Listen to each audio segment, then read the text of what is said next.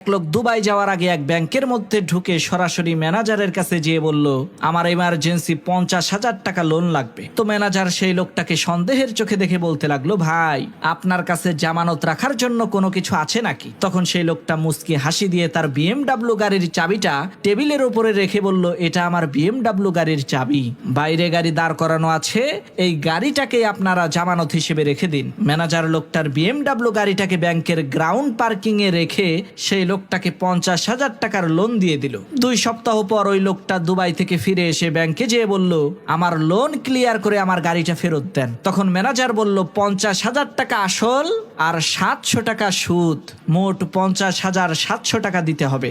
ম্যানেজারের এই কথা শুনে সেই লোকটা সাথে সাথে 50,700 টাকা দিয়ে গাড়ির চাবিটা নিয়ে হাঁটা ধরলো।